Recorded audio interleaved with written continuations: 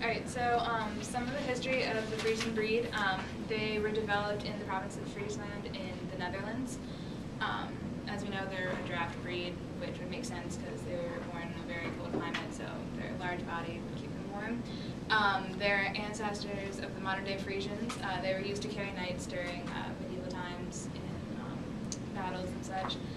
In the 16th and 17th century, breeders began to include more Andalusian blood to make them more lighter and fit for like carriage pulling, etc., where they would need to be not as heavy. There are 3 modern bloodlines today that are more well known: Tetman 205, age 168, and Ritsk 202, and their Frisian stud-book was founded in 1879. Okay, so as you know, Fresians are black. You can have white Fresians, but they are not accepted into the record books.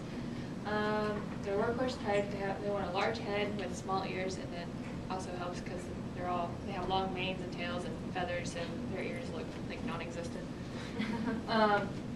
You want an upright head carriage since they are pulling horses, with a more vertical is used for driving, and then for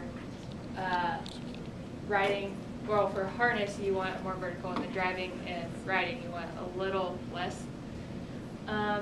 You want them to be large, muscular, slightly arched neck because they pull and they're elegant. They want a broad chest for being used from as in workhorses. You want to be fluid throughout the body with built slightly uphill so it looks like they're growing in the front when they move. Long sloping shoulders and pelvis, a short back. Overall you want short muscular legs but with a long forearm and long gasket. They want knee action in the harness, but not so much in riding and driving because it kind of just pulls away from the fluidity. Long manes and tails. They have a low set tail, and they want large feet to carry their bodies. This one, the ideal stallion. Oh, yeah, ideal stallions. There's the Fretsky, like we said before, and Tetman. She basically went through the ideal conformation. So, like she said, the head, they want the head more short and expressive. So, that head would have small nostrils, small jaws, and large eyes. Neck, they want it to be they want an arch at the crest of the neck, and so a bad neck would be flat. The withers are predominant and developed. The back, they want it to flow into the croup, and it's not too long or too short. The loin is well muscled, and then the croup is wide and it slopes slightly downward. The shoulders are long and widely set, and that gives them good footing for carriage and driving. And then they want the ribs. They want it to maintain its depth to the rear. They don't want it to go up into the abdomen very much. And then the forelegs, the pastures are 45 degrees to the ground and sound hooves.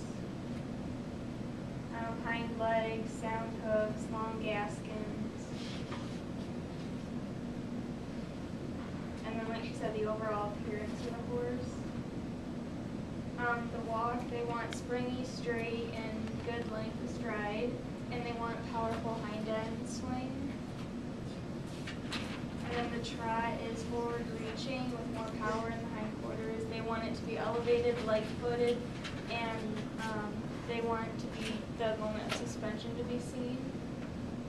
And then the canter is just supported, lively, and they want selection in it.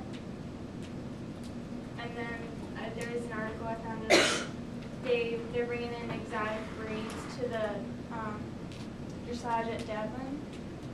And one of them was the Fresian, and Jane Richard.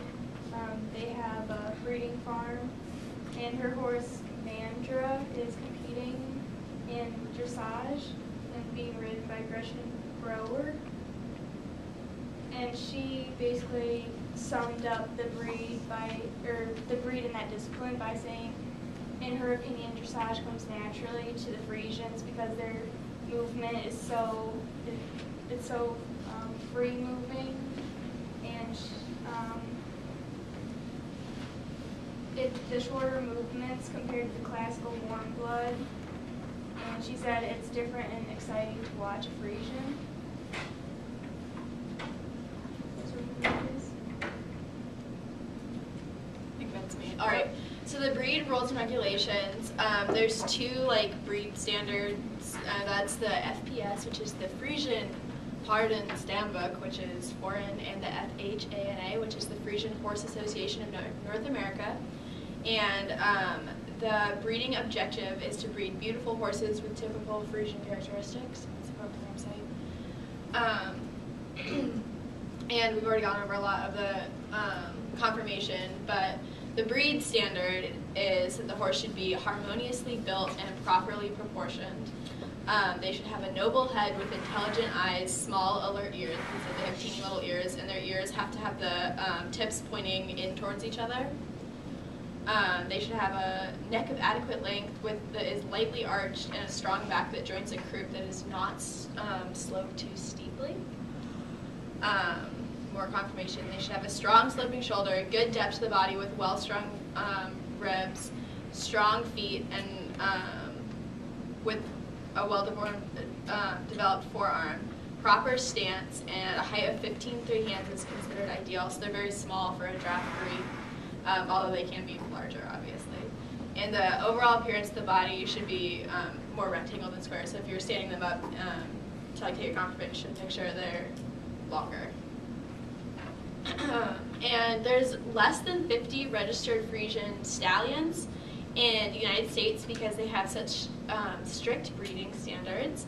And the reason that there are so few registered purebred Fresians is because people are starting to cross their Fresians with more sport horse breeds because they want sport horse Fresians that can do more of the competitive jumping and eventing, and that will be more athletic rather than drafty. And we're excited.